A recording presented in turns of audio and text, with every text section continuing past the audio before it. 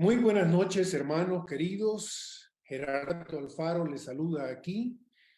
Quiero agradecer especialmente al pastor Ricardo Enríquez por esta invitación que me ha hecho de compartir con ustedes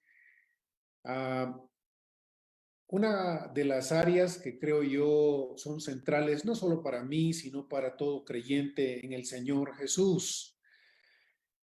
Recientemente he estado dedicando mis estudios a la lectura de los evangelios y quisiera compartir con ustedes una sección relativamente corta del evangelio de Juan. Hay muchísimo que hablar sobre el evangelio de Juan y obviamente no podemos cubrir todo, pero he querido condensar en el tiempo que tenemos hoy una enseñanza sobre lo que el capítulo 1 de Juan nos enseña. Jesús en Juan capítulo 1. Para empezar, tengo que decir que Juan, por supuesto, es uno de los evangelios que aparecen en el Nuevo Testamento, pero que es diferente a los evangelios sinópticos.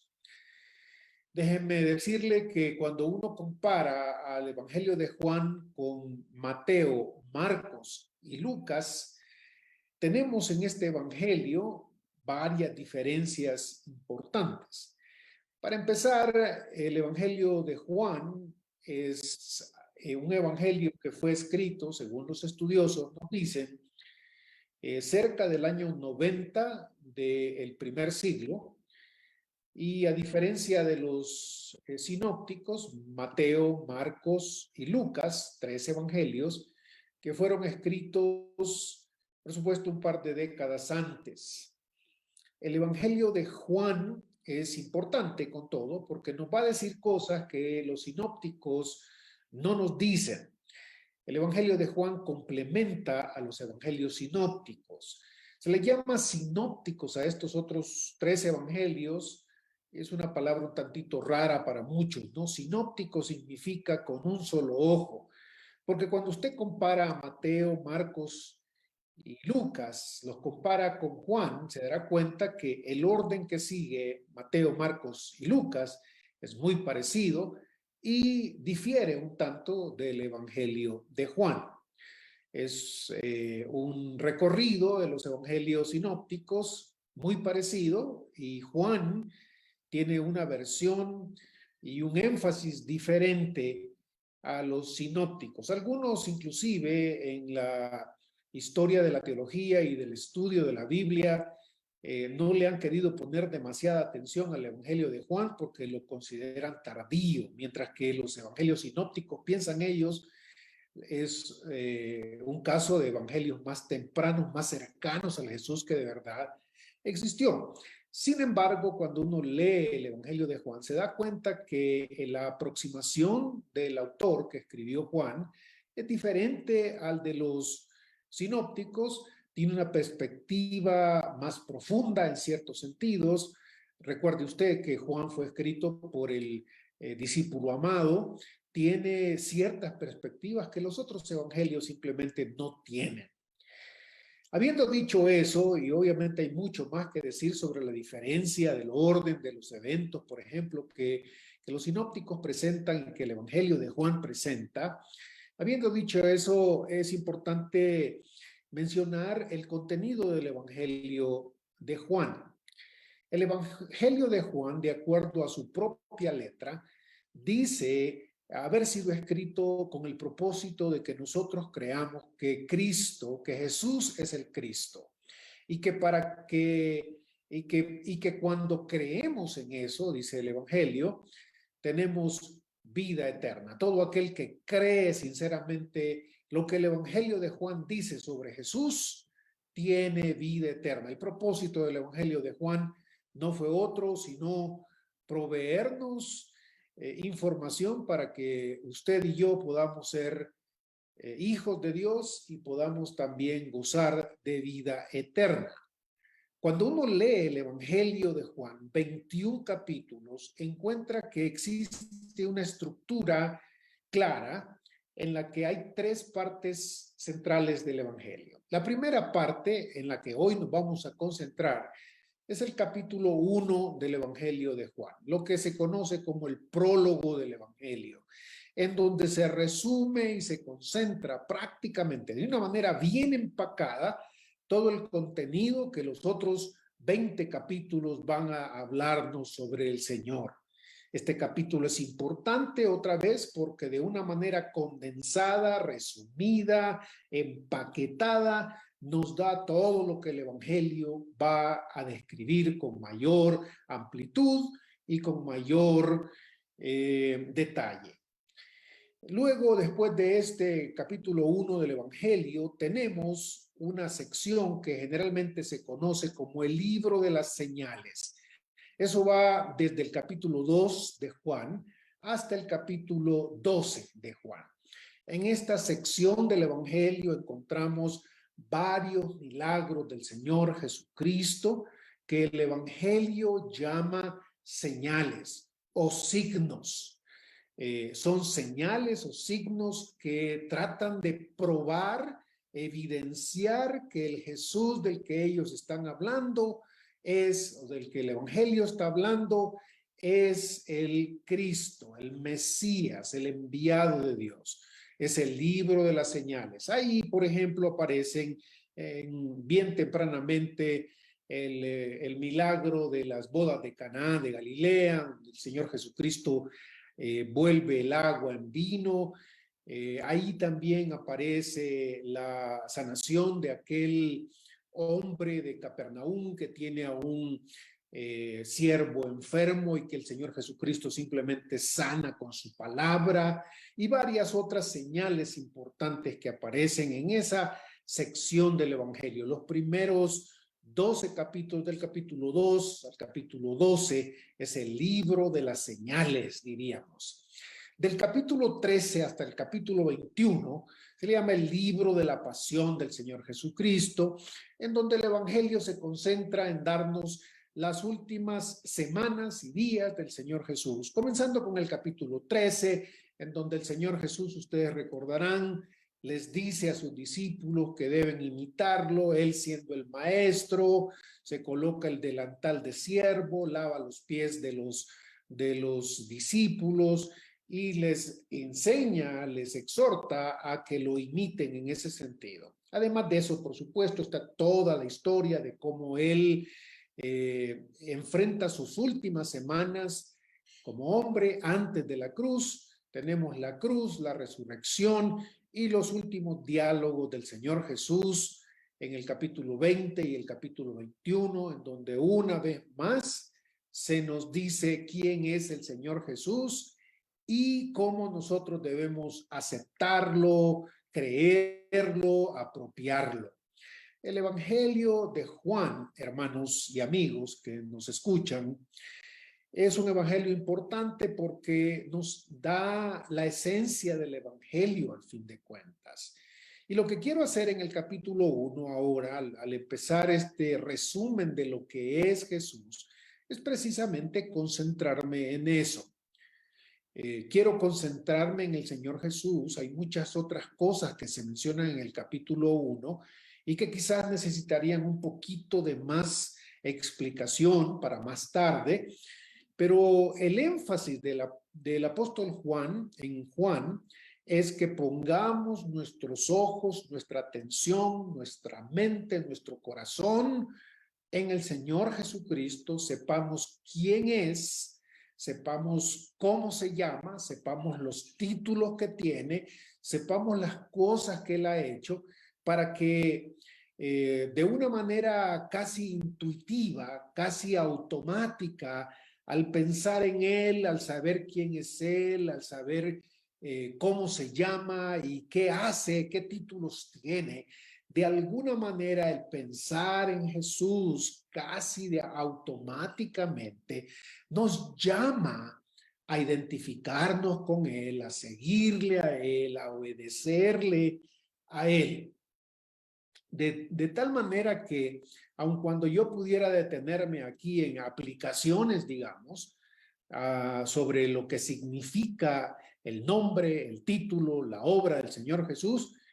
Mi tarea en este tiempo corto que tengo para ustedes es simplemente señalar los títulos, señalar los nombres, señalar las acciones que el Señor Jesucristo hace para que ustedes busquen precisamente esta aplicación personal. Comenzamos entonces con el capítulo 1. Ya he dicho que este capítulo empaca, resume prácticamente todo el Evangelio. Y ustedes se sorprenderán porque en este capítulo 1, por lo menos, hay 20 cosas que el Evangelio quiere que nosotros sepamos del Señor Jesús. Jesús en el capítulo 1 de Juan. Todo comienza en el principio, dice Juan. Así comienza el Evangelio. En el principio era el Verbo y el Verbo era con Dios y el Verbo era Dios. Eso, para aquellos que conocen la Escritura, inmediatamente lo conecta con Génesis capítulo 1, en la creación de Dios, cuando en el principio Dios creó todas las cosas. Es como una ampliación de lo que Génesis 1:1 nos da. Pero a diferencia de Génesis 1:1, el Evangelio de Juan nos va a describir a Dios. Y lo primero que nos dice es que en el principio era el Verbo, la palabra. Jesús para el Evangelio de Juan es en primer lugar la palabra de Dios, el Verbo de Dios. Así lo llama en este capítulo 1, versículo 1, 2 y otros versículos más adelante. Aquel verbo. La palabra que aparece aquí en el griego del Nuevo Testamento es la palabra logos, palabra otra vez, y es una palabra sumamente importante, porque para el tiempo en el que Juan está siendo escrito, está escribiendo el Evangelio de Juan, la palabra logos en el mundo griego era una palabra que hablaba de muchas cosas que quizás para nosotros son un tanto extrañas. La palabra, el logos de Dios, es el que le da orden al universo. Para el griego, por ejemplo, el logos era aquello que le daba racionalidad, orden a todo lo que existe en el universo, en la mente del hombre mismo. Y es interesante otra vez que Juan comienza de una manera rara, si usted quiere, extraña, particularmente extraña, porque los otros evangelios no han llamado a Jesús de esta forma. Jesús es llamado por Juan el verbo, el logos, la palabra. Y por supuesto, si usted piensa en el Antiguo Testamento, hay mucho material en el que Juan puede pensar cuando habla de la palabra, porque en el Antiguo Testamento uno no se cansa de oír que Dios habla, que Dios ocupa su palabra, que Dios dice. Por ejemplo, en todo el capítulo 1 de Génesis, Dios crea todo lo que existe a través de su palabra. Es la palabra la que crea. Dios está creando a través de la palabra. La palabra de Dios es la que dice que haya luz, que haya tierra, que hayan animales, que haya el mismo ser humano. Entonces, lo que nos llama la atención aquí sobre lo que Juan nos dice sobre Jesús es que Jesús es la misma palabra de Dios, la que crea, la que ilumina, la que trae la luz, y ustedes van a ver conmigo en un momentito que algunos de esos elementos son confirmados y enfatizados por Juan también de manera más específica. Jesús es la palabra de Dios, que es Dios, y como tal, Jesús en todo el Evangelio debe tenerse presente. Jesús no es un ser creado, Jesús no es un ser, no es un Dios con D minúscula, Jesús es Dios porque es la misma palabra que surge del interior de Dios. Un misterio increíble, hermanos, aquí. De repente el Evangelio de Juan, aquel hombre, como el Evangelio mismo nos pinta al discípulo, al apóstol Juan, aquel que está cerca del corazón del Señor Jesús, de repente nos pinta la interioridad de Dios. En Dios existe palabra y esa palabra, ese verbo no es otro, sino Jesús. De tal forma que más adelante va a decir que esa misma palabra en el versículo 14, en el versículo 18, esa misma palabra se ha hecho un ser humano, se ha hecho un hombre. Jesús en primer lugar entonces es la palabra de Dios. En segundo lugar, algo que ya está implicado en esto, se nos dice en el versículo 1 y en el versículo 2 y en el 18 que Jesús es Dios. Jesús, la palabra que es Jesús, estaba con Dios y el verbo, la palabra, era Dios. Jesús es Dios. No se puede de otra forma. Aun cuando este versículo no lo tuviéramos, y a algunos les causa problemas este versículo, los testigos de Jehová, por ejemplo, tienen problemas con este versículo y han tratado de cambiar lo que dice, le han metido ahí un artículo, una palabrita para que en lugar de que diga y el verbo era Dios, diga y el verbo era un Dios. Como si los hebreos creyeran en varios dioses. Los hebreos, los judíos, eran monoteístas, creían en un solo Dios. De tal forma que cuando Juan llama a Jesús Dios, no está pensando en otro Dios. Jesús es Dios, el que estaba con Dios, pero al mismo tiempo nos dice que en Dios existe un misterio. Jesús es Dios, pero Jesús no es todo Dios porque también existe un Padre y un Espíritu que el Evangelio de Juan va a hacer, va a darnos muchos detalles sobre eso. Entonces lo que estaba diciendo es que aun cuando no tuviéramos el versículo 1 de Juan, en realidad si usted lee el Evangelio, en realidad las cosas que hace Jesús, las obras que hace Jesús, solamente las puede hacer Dios, el único Dios verdadero. Así que más adelante, por ejemplo, en el capítulo 20, encontramos a Tomás diciéndole a Jesús, mi Señor y mi Dios. Viniendo de un hebreo, eso es importante. Tomás no nos está recordando que Jesús puede ser un Dios o que es divino en cierta forma. No, no, no. Tomás nos está diciendo directamente lo que ya en el capítulo 1, Juan el apóstol nos había dicho. Jesús es Dios. Además de esto, el versículo 3 y el versículo 10 nos dicen que Jesús es el creador. Por supuesto, si es Dios, esto debería seguir. Dios es el que ha creado todas las cosas.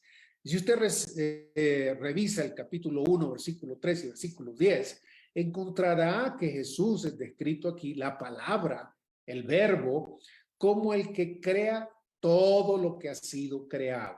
No hay forma de escaparse de esto. El texto no tiene ningún problema textual, dicen los expertos, no tiene ningún problema textual para que le pongamos, como algunos testigos de Jehová hacen, diciendo que Jesús es el creador de todas las otras cosas, como excluyéndolo a él de eso. No, el pasaje dice, Jesús, el verbo, creó todo lo que existe. Y nada de lo que existe puede existir si Jesús no lo hubiera creado. Si ese es el caso, entonces Jesús es creador. Él no es una criatura. Jesús es el creador mismo. Otra vez, hermano, yo lo que quiero hacer con esto es despertar en ustedes la necesidad de mirar a Jesús de una manera diferente. Jesús es el hombre de hace 2000 años, pero al pensar como Juan, nos damos cuenta que este Jesús milagrosamente, misteriosamente, es Dios también que merece nuestra admiración, nuestra adoración, nuestro respeto y nuestro temor, así como se le da respeto a Dios. Varias veces en el Evangelio de Juan, el Señor Jesucristo dice que debemos honrar al Hijo como se honra al Padre.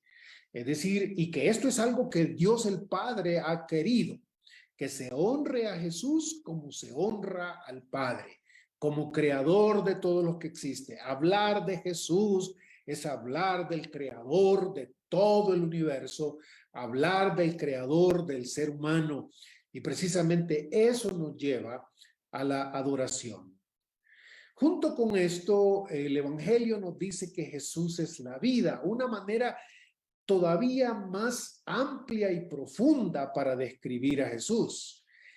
Note, por favor, que el Evangelio nos dice que Jesús simplemente da vida, como si Él simplemente dispensara algo externo a Él, una especie de regalo que alguien más le dio para dárnoslo a nosotros. No, eso es cierto, Él es el que nos da la vida, pero Jesús es la vida misma, lo que existe. Ustedes recordarán en el Antiguo Testamento que cuando Moisés le preguntó al Dios de Israel cómo se llamaba, el Dios de Israel le contestó: yo soy el que soy, el único que existe, el único que tiene vida.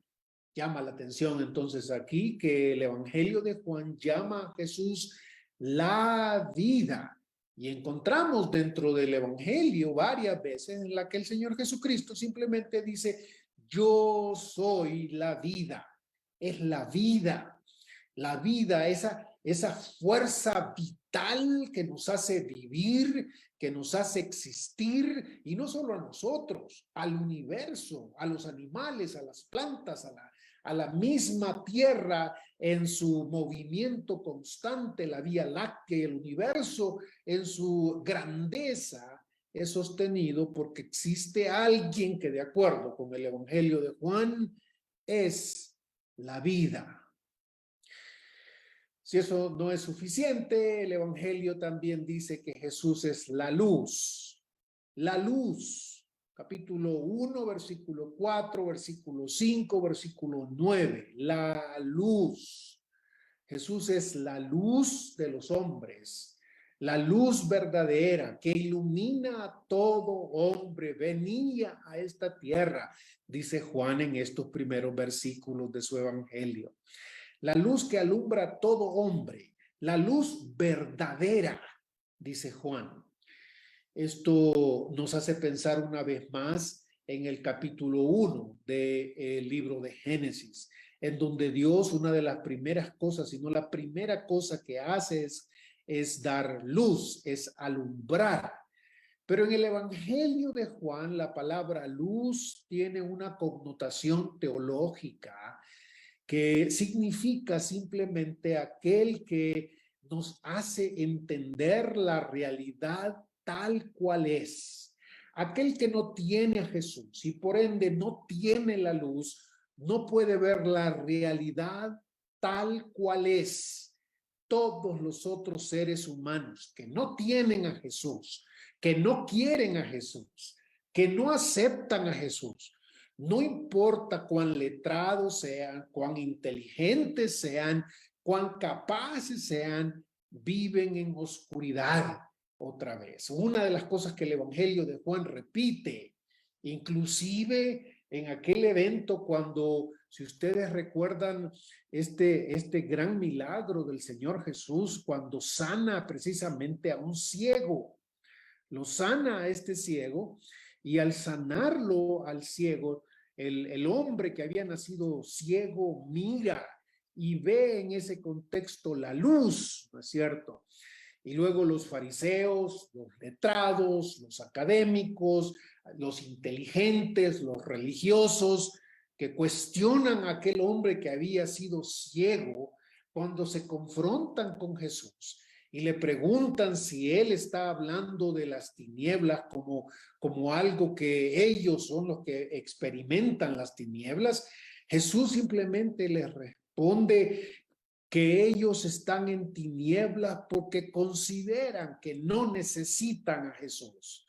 Jesús es la luz. Aquel hombre sencillo, humilde, que había recibido la vista otra vez, conocía la luz, había visto a Jesús porque lo había aceptado como el Hijo del Hombre, como lo había aceptado como el Mesías. Jesús es la luz. La luz en las tinieblas resplandece, dice Juan capítulo 1, y las tinieblas no la van a vencer. Esto es algo que usted y yo debemos recordar constantemente. En un mundo lleno de incertidumbres y lleno de conflictos, lleno de injusticia, de maldad, de oscuridad moral, diríamos nosotros, es importante recordar a Juan capítulo 1 que nos recuerda, la luz no fue vencida por las tinieblas. La luz va a resplandecer y tarde o temprano va a resplandecer al punto que todo el mundo, lo quiera o no, va a verlo. Usted, sin embargo, hoy ya tiene la luz. Si tiene Jesús, puede mirar el mundo de una nueva perspectiva, con una nueva perspectiva. Jesús es la luz. Algo que voy a mencionar quizás un poco más adelante también en relación con esto es que al final del capítulo 1, uno de los discípulos del Señor Jesús, Natanael, va a hablar de una experiencia en la que también el elemento luz y el elemento casa de Dios va a estar presente en la identidad de Jesús. Esperemos, sin embargo, a esa parte para llegar y darles un poquito de más detalles. Jesús también, de acuerdo con el capítulo 1, versículo 11, es el propietario de todo lo que existe. Esta tierra es suya, los hombres son suyos, a lo suyo vino. Y hay cierta discusión sobre qué significa esto de lo suyo. Algunos expertos maestros nos dicen que lo suyo se refiere a lo que él tenía que hacer. Él vino a lo suyo, a lo que tenía que hacer, que por supuesto se describe en las otras cosas que vienen adelante sobre el Señor Jesús en este capítulo 1. Pero otros piensan que lo suyo, los suyos, tiene que ver precisamente con esta calidad que el Señor Jesucristo tiene de ser propietario.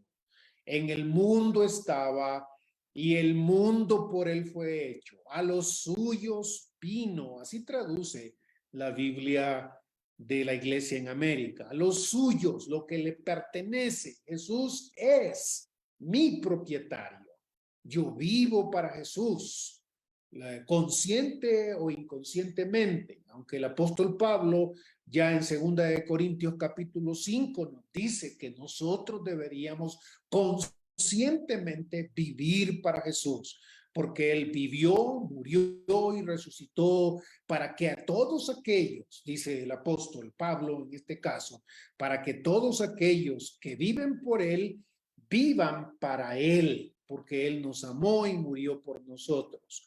Jesús es el propietario entonces de nuestra vida. Le pertenezco a Él. Junto con esto, por difícil que pudiera parecer en el contexto de Juan, finales del primer siglo de nuestra era, Juan no tiene ningún tipo de problema de presentar a este ser que acaba de describir como verbo, como Dios mismo, como creador, como la vida, como la luz, como el propietario. Juan no tiene ningún cortapisa, ningún problema para decir que Jesús es el que ha tomado carne, es el hombre de hace 2000 años. Así dice Juan capítulo 1, versículo 14, y aquel verbo fue hecho carne, se hizo carne, tomó carne como todos los seres humanos tienen carne. Y esto es importante porque, como he intuido ya con lo que he dicho, a finales del primer siglo ya estaba en función toda una escuela de pensamiento que venía desde los filósofos griegos, insistiendo en que Dios es un ser espiritual, es un ser que no quiere nada que ver con lo material es malo, la materia, lo físico es malo y Dios no quiere nada con eso. Nosotros debemos buscar a Dios solo en lo espiritual. La carne por sí sola es mala, es pecaminosa. Y en ese contexto, Juan el apóstol nos dice, no, Jesús es el que tomó carne para sí mismo. Esto, por supuesto, nos recuerda otra vez Génesis capítulo 1, en donde tantas veces Dios el Creador llama a su creación, a la creación de los árboles, de los animales y mucho más a la creación del ser humano, lo llama bueno, lo llama muy bueno. Jesús ha tomado carne en medio de nosotros. Jesús es el verdadero hombre en medio de nosotros. Un gran misterio que todavía en medio de la profundidad de la teología de 20 siglos todavía no entendemos y no creo que podamos entender. Es un misterio que le pertenece a Dios. ¿Cómo es que sucede que el infinito Dios puede ser perfecto Dios y perfecto hombre al mismo tiempo?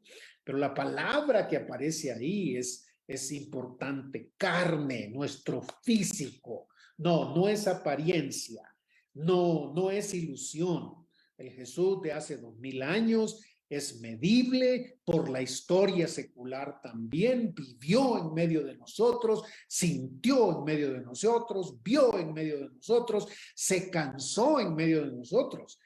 Y es interesante para mí porque a veces el Evangelio de Juan ha sido rechazado por ser considerado el más espiritual y el más, en este sentido, quizás teológico, filosófico, quizás para algunos, pero es en el Evangelio de Juan donde encontramos notas sobre la vida de Jesús que no aparecen en los otros evangelios, como por ejemplo el encuentro del Señor Jesús en el capítulo 4 de Juan con la samaritana, en donde se nos pasa revista sobre lo que Jesús estaba haciendo y se nos describe a Jesús como cansado del camino, por ejemplo.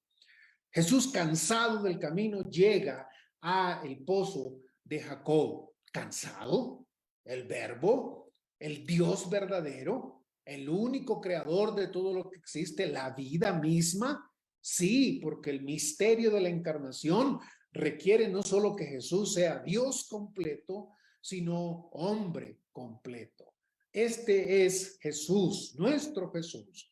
Este Jesús encarnado no es sino el relato de un Dios que nos ama de tal forma que quiere meterse en nuestra carne y vivir con nosotros, no simplemente desde lejos, como si estuviera en el cielo, desde las nubes o las estrellas, con un megáfono diciéndonos que nos ama y creyéndonos mandar quizás por paracaídas sus bendiciones. No, el Dios de Juan, que es Jesús también, es un Dios que quiere vivir con nosotros, que se acerca, que toma la iniciativa, que Él va a hacer todo lo que Él puede hacer para acercarse a este hombre que, de acuerdo con el mismo capítulo 1 de Juan, prefiere otras cosas.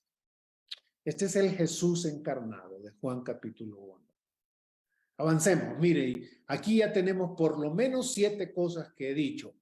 Y les anunciaba al inicio que por lo menos hay 20 cosas y realmente si uno quisiera presionar más el mensaje del capítulo 1 de Juan, encontraría más. Jesús el encarnado entonces.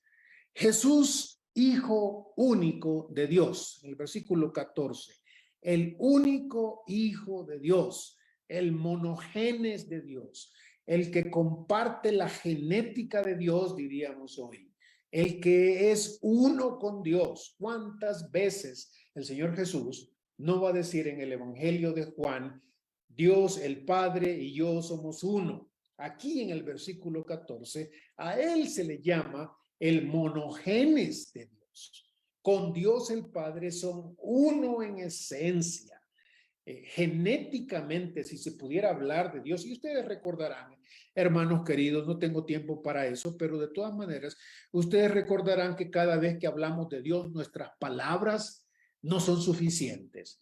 Nuestras palabras son equívocas. Nuestras palabras no expresan con toda la precisión porque no se puede hablar de un ser que es único como Dios.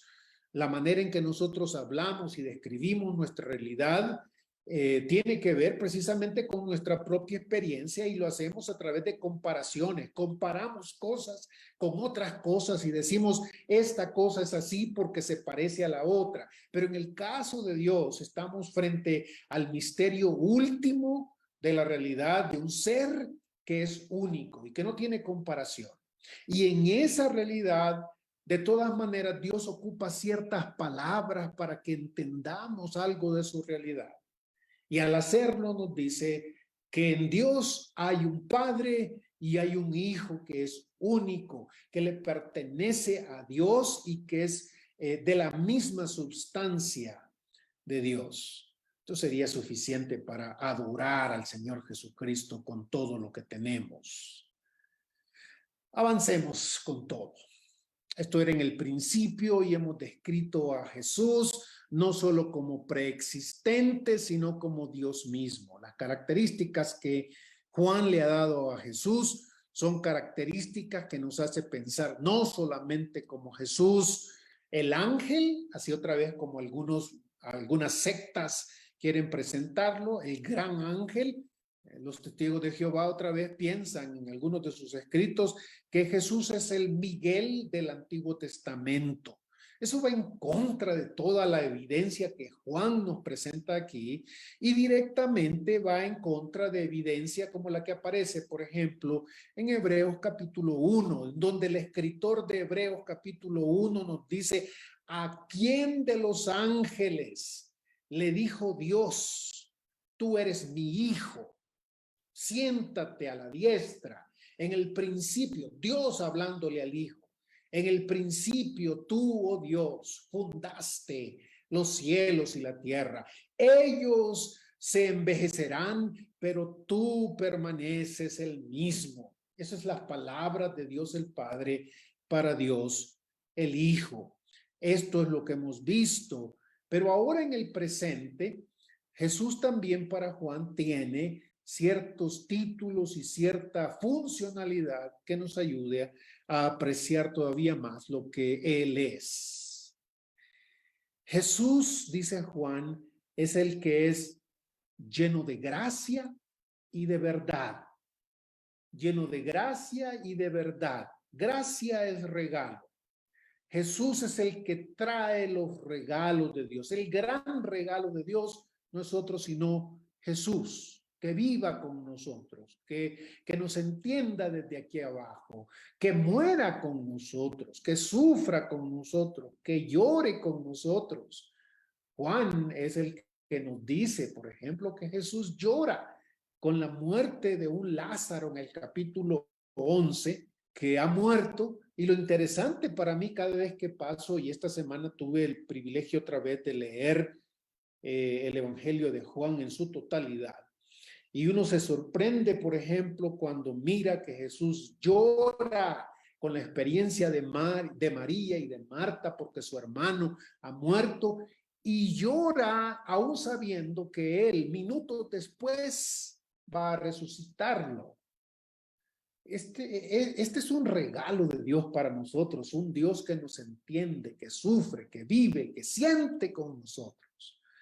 Pero Jesús es el lleno de gracia y verdad, el único descrito en este contexto bíblico, hermano, como que de él surge la gracia, de él viene la gracia y viene la verdad, es el Señor Jesucristo.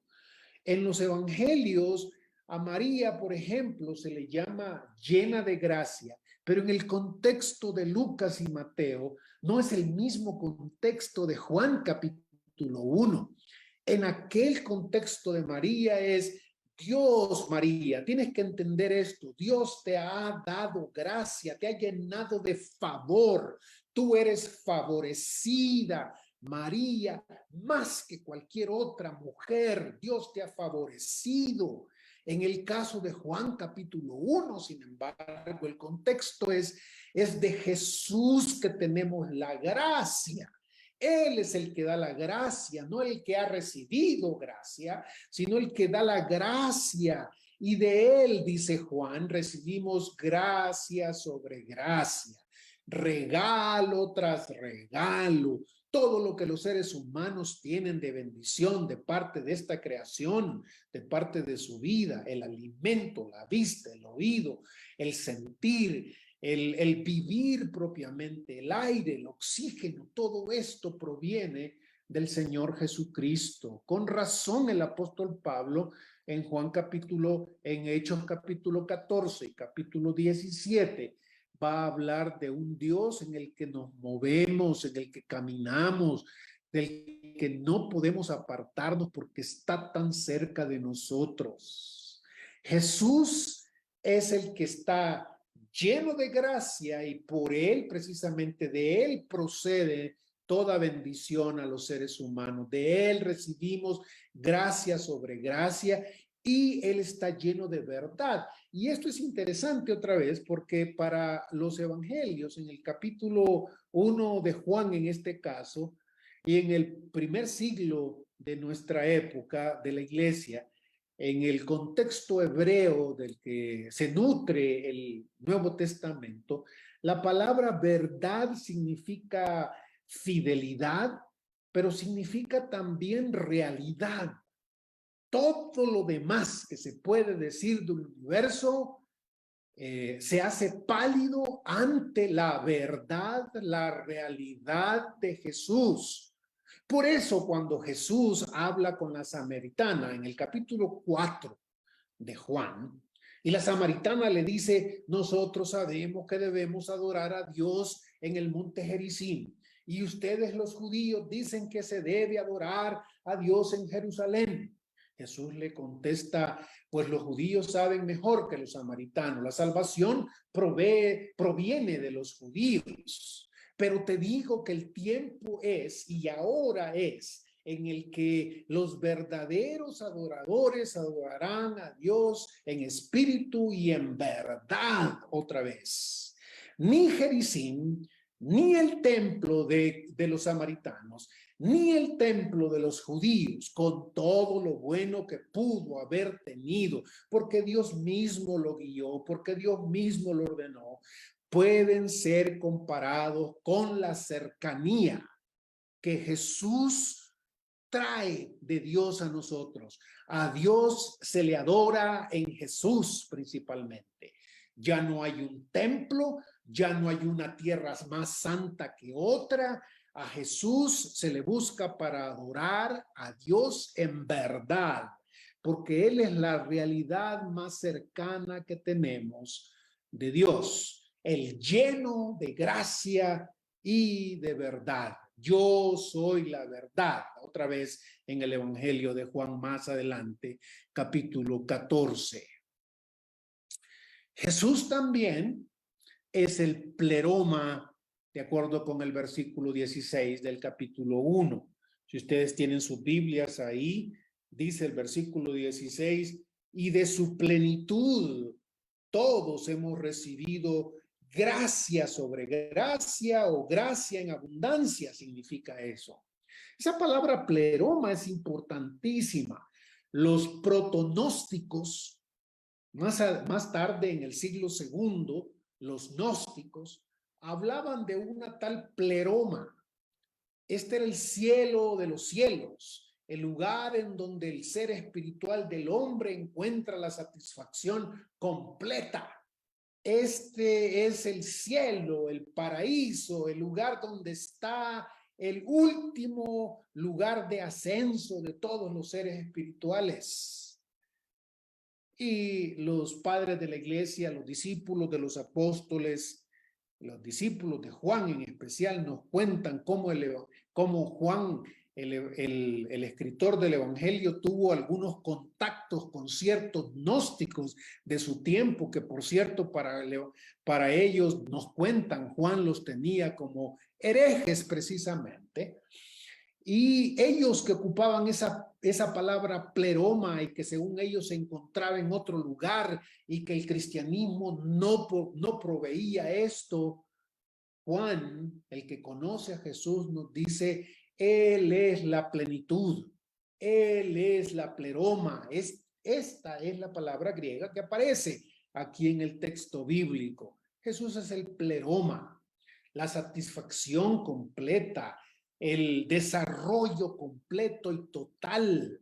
Quieres desarrollarte, quieres optimizarte de la mejor manera como ser humano. Busca a Jesús. Él es la plenitud, la pleroma de forma completa. Si no encuentras satisfacción en Jesús, en la pleroma, no la encontrarás en ningún otro movimiento, en ningún otro personaje. No, Jesús, dice el evangelista Juan, es el pleroma. Jesús, además de esto, es o está en el corazón del Padre. Capítulo 1, versículo 18 dice, nadie ha visto jamás a Dios. El Hijo único que está en el seno del Padre, Él lo ha manifestado. El Hijo único, algunas versiones dicen, en lugar de decir el Hijo único, dicen el Dios único, otra vez para decirnos que en Dios hay una complejidad en donde hay un Padre, un Hijo y un Espíritu Santo. En Dios, en el centro del interior de Dios, vive el unigénito, dice este versículo, el Hijo único que está permanentemente, vive en el seno del Padre. Esa palabra seno que aparece ahí es una palabra común en el griego del Nuevo Testamento y se ocupa para describir, por ejemplo, las entradas de mar, diríamos nosotros, la bahía, por ejemplo, esa palabra bahía o el estero, por ejemplo, entrada de mar como la que puedan tener ustedes aquí en Guatemala, en Izabal, por ejemplo, es una entrada del océano Atlántico en el territorio guatemalteco, hasta dentro de Guatemala está metido. Si le estuviera hablando a un salvadoreño, le hablaría de la bahía de Jiquilisco, por ejemplo, esa bahía que entra hasta lo profundo del territorio salvadoreño. Esa es la palabra que se ocupa aquí para decirnos quién es Jesús. Jesús está en el mismo corazón de Dios el Padre, ahí vive. Conocer a Jesús es conocer el corazón de Dios, el ser interno de Dios, la entrada como una especie de bahía que tenemos hacia Dios, dentro de Dios, nos lo proporciona Jesús. Qué bendición es esa, ¿no? Qué terrible bendición, diría yo. Qué tremenda bendición la que tenemos con Jesús. Jesús no fue simplemente otro ángel o otro ser creado, mandado desde la periferia de Dios. No. El Evangelio de Juan varias veces, principalmente en los últimos capítulos, en el libro de la pasión del Señor Jesucristo, por ejemplo, el capítulo 13 al final, el capítulo 17 al inicio, por ejemplo, dice el evangelista de Juan que sabiendo Jesús que había salido de Dios y que regresaba a Dios, lo que me interesa es esa forma de hablar de Jesús. Jesús salió de Dios, del corazón de Dios. Por eso es que Juan 3:16 dice, con cuánto nos amó el Dios al mundo que ha dado a su Hijo unigénito otra vez, porque Él proviene del mismo corazón, del mismo interior de Dios. Adelante, entonces dice el mismo versículo 18. Nadie ha visto jamás a Dios, el Hijo único que está en el seno del Padre, Él lo ha manifestado. Jesús es el que nos explica a Dios. Y los que conocen un poquito de griego, al llegar aquí recordarán que la palabra que se ocupa aquí es la palabra exégesis o exégomai, que es la palabra que significa aisladamente explicar, como cuando alguien hace exégesis del texto, dicen algunos. La limitación de esa explicación, sin embargo, es que no mira la manera en que esa palabra se ocupa en el Nuevo Testamento. Exégomai, cuando se dice que Jesús es el que nos explica, es el que nos exégomai a Dios, es que las otras veces en que esa palabra se ocupa en el Nuevo Testamento, casi siempre significa relatar, contar, contarnos una historia, narrar una historia. Jesús es el que nos narra cómo Dios es, cómo es Dios, nos cuenta, y los latinoamericanos deberíamos estar contentos con esto, porque si en algo nos parecemos a Jesús del primer siglo, es que a nosotros, más que las explicaciones técnicas de que este es un verbo, de que este tiene esta desinencia, de que este está en pasado, en presente, en futuro, de que este es un auristo, un presente continuo. Ese tipo de explicaciones técnicas no nos llama mucho la atención, pero sí nos llama la atención y vivimos por eso cuando se nos narran nuestras experiencias, cuando se nos cuentan nuestras historias, salvadoreños, guatemaltecos, costarricenses, argentinos, colombianos, tenemos lo mismo, nos encanta que nos narren. Jesús es la narración de Dios. Jesús es el que narra cómo Dios es. Mire la historia de Jesús y encuentre en esa historia de Jesús la historia de Dios. Jesús nos dice, así es Dios. Con razón, en el capítulo 14 del Evangelio de Juan, Felipe se va a acercar a Jesús y le dice, muéstranos al Padre. Y Jesús le dice, ¿cuánto tiempo no he estado con ustedes, Felipe, y aún no me conocen? Mirar a Jesús es ver al Padre funcionando, viviendo, sufriendo, siendo como es. Jesús es quien es porque Él refleja a Dios de la mejor manera. Nadie más lo puede reflejar. Y eso nos choca porque generalmente pensamos en el Dios de gloria, el Dios justo, el Dios de allá arriba, lleno de justicia y de juicio, y lo es, porque el mismo Señor Jesucristo lo va a decir en Juan capítulo 3, si ustedes me llaman maestro y Señor, y tienen razón, lo soy, sí, lo soy, pero junto con eso, yo soy el que te lavo los pies, yo soy el que te sirvo, yo soy el que me humillo, yo soy el que te busco, yo soy el que vivo en medio de ustedes, aunque ustedes ni siquiera se dan cuenta y no me ponen atención.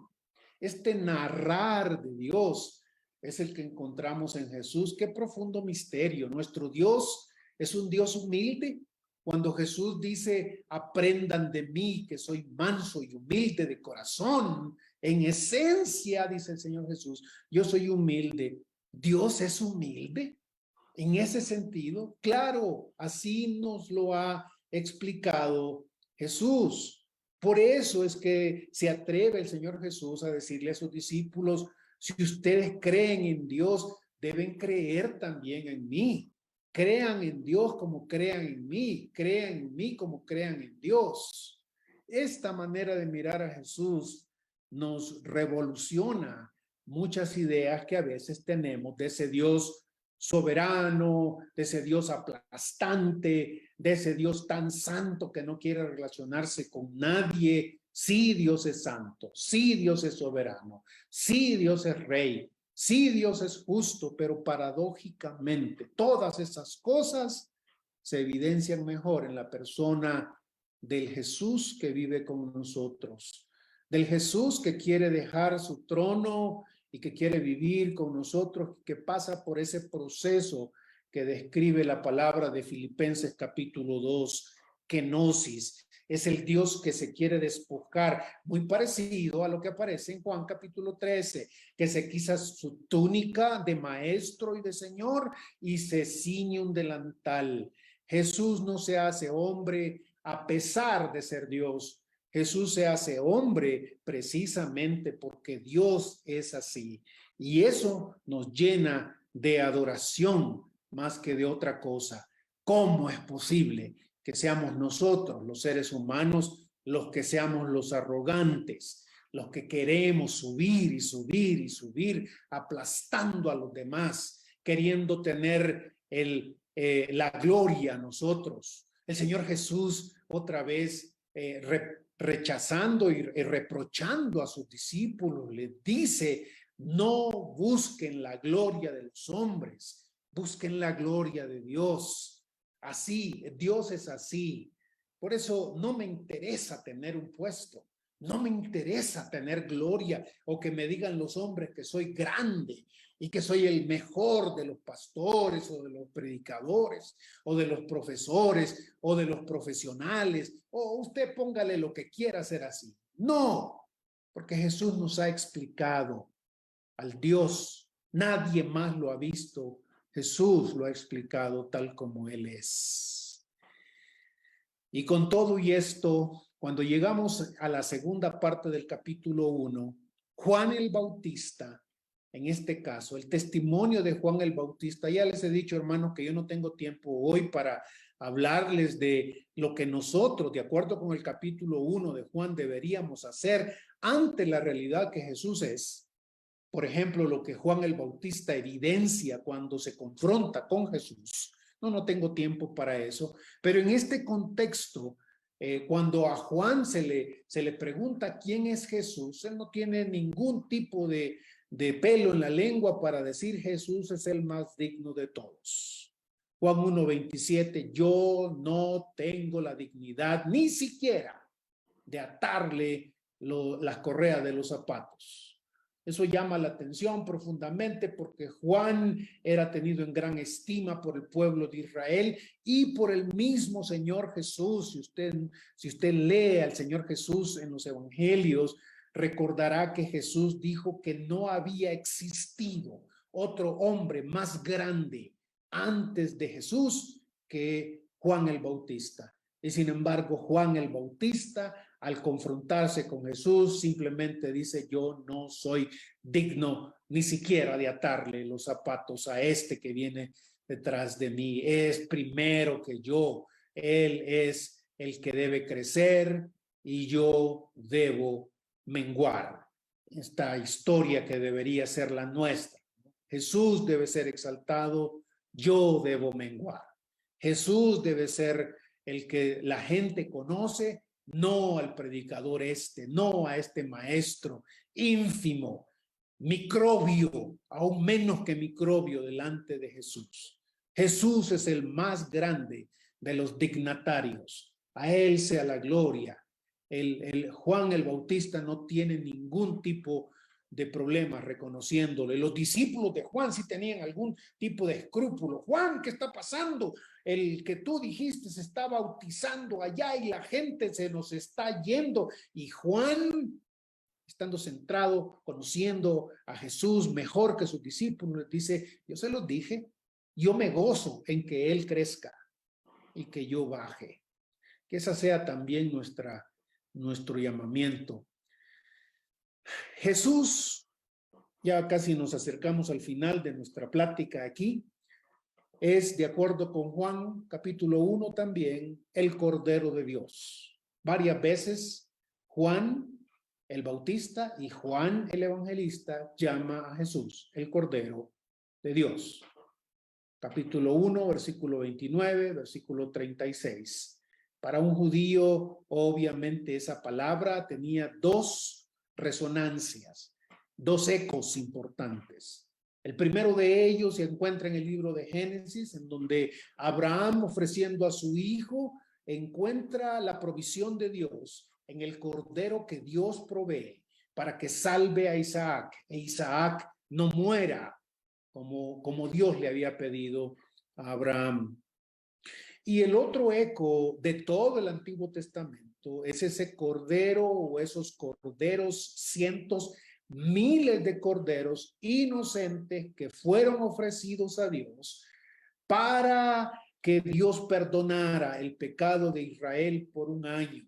El Cordero de Dios que quita el pecado del mundo. Jesús es el Cordero de Dios que quita el pecado del mundo. La muerte de Jesús al final del Evangelio de Juan no tiene otro propósito sino precisamente tomar el lugar que nosotros merecíamos. Y Jesús no es nuestro ofrecimiento, no lo ofrecemos nosotros, es Dios mismo en el que su amor ofrece. Él mismo se autoofrenda por nosotros. Este es el amor de Dios. No tienes que pagar por esto porque no puedes pagarlo. Yo voy a pagar por ti. Jesús es el Cordero. Reconocerlo de esa forma es parte también del propósito de Juan. Jesús, si ya todo esto que hemos visto no es suficiente, yo ahorita ya estoy cansado de pensar en todas las cosas que Jesús es. Pero Juan tiene todavía un par de cosas más que decirnos. Jesús es el Cordero, el que paga por mí, el que se ofrenda por mí, y es el que bautiza con el Espíritu, el que me capacita, dice Juan en el mismo testimonio, versículo 32 y 33 del capítulo 1 de Juan. Dice Juan aquí, y Juan dio testimonio. Yo he visto al Espíritu. Note por favor cuántas veces Juan repite la palabra Espíritu aquí. Y Juan dio este testimonio. Yo he visto al Espíritu descender del cielo como una paloma y posarse sobre él. Yo no lo conocía, pero el que me envió a bautizar con agua me dijo, aquel sobre quien veas descender el Espíritu y posarse sobre él, ese es el que bautiza con el Espíritu Santo. Y yo lo he visto y doy testimonio que este es el elegido de Dios. Jesús es el que paga por mis cuentas, el que se ofrece por mí, pero además Jesús es el que me da el Espíritu, el que bautiza con el Espíritu, el que me da la capacitación para serle fiel. Al final del Evangelio de Juan, usted va a encontrar algo que no encuentra en los otros evangelios. Jesús, el resucitado antes de Pentecostés, le dice a sus discípulos, mírenme. Y sopló, dice en los últimos capítulos de Juan, sopló dándoles el Espíritu para que a ti no se te olvide que el Espíritu Santo que mora en todo verdadero creyente, que nos capacita para ser obedientes, para santificarnos, no es algo que Dios te dio por tu virtud o por tu consagración o por tu santidad particular. Es algo que Dios te dio a través de Jesús también. Él es el que bautiza con el Espíritu Santo. Él es el elegido. Una de las cosas que más repiten los evangelios sinópticos y Juan. El Señor Jesucristo habla mucho del Espíritu. El Señor Jesús habla de que este Espíritu, por ejemplo, es el que necesitamos para ser salvos. Si Jesús no nos da el Espíritu, no somos salvos, le dice el Señor Jesús a Nicodemo en el capítulo 3 de Juan. Necesitas nacer del Espíritu. El Espíritu Santo, dice el Señor Jesús, es el que nos capacita para bendecir a otros, dice el capítulo 7 de Juan. De su interior, dice el Señor Jesús, dice Juan, aquel que cree en Jesús, de su interior brotarán ríos de agua viva. Y Juan anota esto, dijo, del Espíritu que habrían de recibir todos aquellos que creyeran en Jesús. El Espíritu es otro, dice el Señor Jesús en Juan capítulo 16 y capítulo 17, es el otro consolador, el que no nos deja estar solos y huérfanos. Si Jesús vivió hace 2000 años, sí, pero Él no nos ha dejado huérfanos. Él es el que nos ha dado el Espíritu, su presencia con nosotros, uno de los grandes misterios de la Trinidad, una vez más. Padre, Hijo y Espíritu Santo viven con nosotros, atraviesan nuestras vicisitudes con nosotros, vendremos a ustedes, moraremos con ustedes. Yo les voy a dar el espíritu que yo les daré, el espíritu que el Padre les dará. Él va a guiarlos hacia toda verdad. Él es el consolador, el que aconseja, el que dirige hacia toda verdad. Pero todas esas cosas en virtud de que Jesús es el que nos lo da inicialmente. Jesús, ya casi al final, es el Mesías, el elegido, capítulo 1, versículo 34 y 41. En ese mismo contexto, cuando el Señor Jesús empieza a llamar a sus discípulos primero, ¿no? Una de las cosas interesantes aquí de Pedro, de Andrés, de Natanael, es que Jesús se presenta precisamente como el Mesías. Jesús es el Mesías, el escogido, el señalado por Dios. Él es el elegido, Él es el que Dios ha querido que haga todas estas cosas en medio de nosotros. Y junto con eso, entonces, Natanael, Andrés, Pedro, todos ellos recuerdan esto que Juan dice aquí. Jesús es el contenido del Antiguo Testamento. Moisés habló de Jesús. Pasajes como, por supuesto, Deuteronomio capítulo 18. Dios le va a levantar a otro profeta igual que yo. Por supuesto, el Nuevo Testamento le va a decir a Moisés que no solo Jesús es igual que él en cuanto a que Moisés miró a Dios cara a cara y probablemente lo que vio fue el rostro del Señor Jesucristo. Jesús es mucho más que Moisés. En el Evangelio de Juan, Jesús es presentado como superior a Moisés. Jesús es presentado como superior a Jacob. La samaritana le dice a Jesús, ¿eres tú superior a nuestro padre Jacob que hizo este pozo y del que tomamos agua? Y Jesús les dice, si yo les doy agua, no van a tener sed más. El agua que Jacob les dio lo satisface por un momento.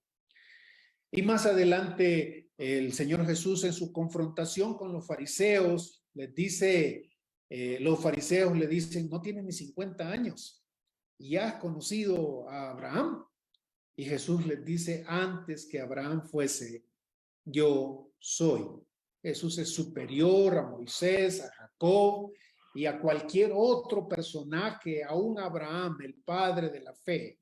Comparado con Jesús, no tienen ningún tipo de esperanza o comparación. Jesús es el contenido del Evangelio, del Antiguo Testamento. En el Evangelio de Lucas, capítulo 24, por supuesto, Jesús nos dice, Lucas, que él pasó revista a todos los grandes pasajes del Antiguo Testamento que hablaban de él, que hablaban de Jesús, los salmos, los profetas, la ley propiamente hablando de Jesús. Cuando vayas al Antiguo Testamento, no te olvides, para interpretar el Antiguo Testamento, no te olvides de terminar con Jesús, porque al fin de cuentas, nuestra autoridad final no es ni Abraham, ni Moisés, ni Jacob, ni Salomón, ni David. La autoridad última es Jesús. Jesús es el que manda. Jesús es el maestro. Maestro, rabí, raboni, tú eres mi maestro. A él le debemos obediencia. A él queremos pedirle que nos enseñe. Hoy en la mañana, precisamente, o mejor dicho, pues sí, hoy en la mañana, a las 2 de la mañana, leyendo una vez más el Evangelio de Juan, teniendo que orar a través de varios de estos pasajes, pude ver cuántas veces el Evangelio nos dice, si Jesús no te lo da, no vas a poder hacerlo. Jesús es el que revela a Dios y el que él quiere revelarle a Dios. Si Jesús no quiere, estamos fritos, diríamos en El Salvador. No sé cómo dicen ustedes aquí en Guatemala, quizás algo parecido, ¿no? Él es el maestro por excelencia. Y termino con esto. Jesús es el Hijo del Hombre. pues es mediador entre el cielo y los hombres. Los últimos versículos del capítulo 1 de Juan nos terminan con ese diálogo entre Jesús y Natanael, el discípulo que el Señor Jesucristo identifica como el verdadero israelita. Jesús nos invita, hermanos, a no ser crédulos. Recuerden esto, por favor. La Biblia no pide que sacrifiques tu mente, tu razón. No pide que seas crédulo. Te pide que seas y que tengas fe.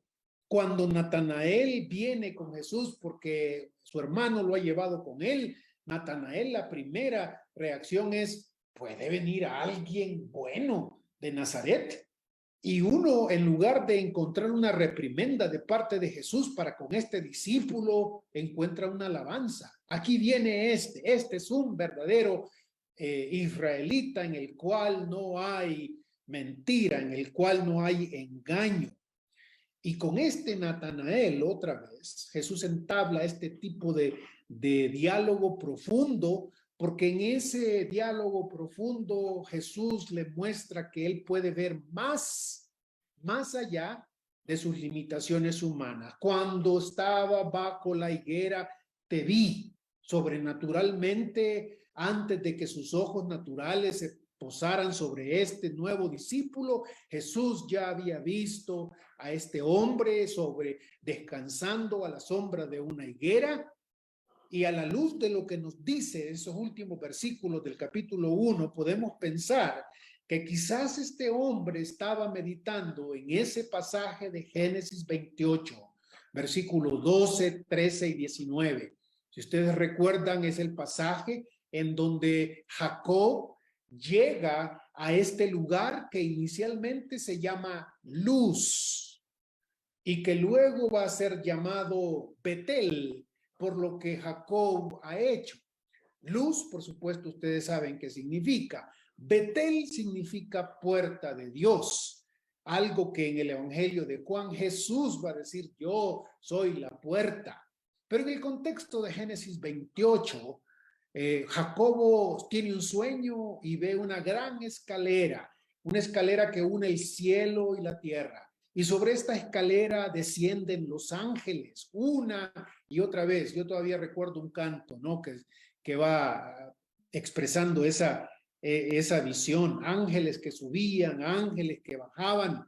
Esta es la puerta de Dios en donde hay conexión entre lo divino y lo humano.